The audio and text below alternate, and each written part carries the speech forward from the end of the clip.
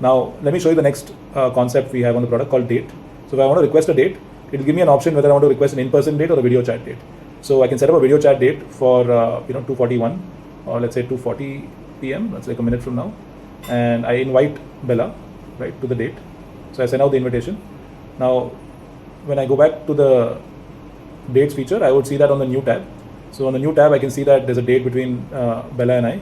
Now Bella has accepted the date, so now I could get in and see the information. And when I'm ready to start the date, I can just click on the start icon.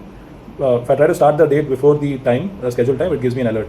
So in the meanwhile, let me show you the other feature, that is the in-person date. So I can actually decide to set up an in-person date. I can search for a cafe or something like that, right? I search for a location, find a cafe, and I can set up a date and time for that date, right? And I can invite Bella to an in-person date. So in an in-person date is a little different than it's more like Bella and I are decided to meet at a certain location. So we also have that feature on the product. So as soon as she accepts it, it shows up on the upcoming dates page. So when I click inside, if I cancel the date, I can cancel it. So I cancel the in-person date, and now if I want to start my video date, I can get into the call, and then I'll wait for Bella to join. Now once Bella joins, I would start seeing her video here. So I've got Web here again from sales.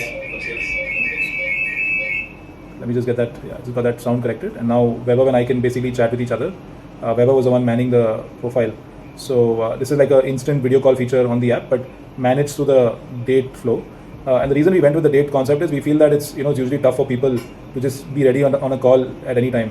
They would like to set it up so that they can manage their calendar and a schedule, and that is why we felt that the dating flow is better than just adding an instant call on the app. So let me exit that. So the date would go on till the time it's scheduled for a certain duration, and I can always rejoin the date. Once it's completed, once the other user leaves the call, it goes into my past chats and it gets into the completed section. So that's how the whole date feature works on Datum.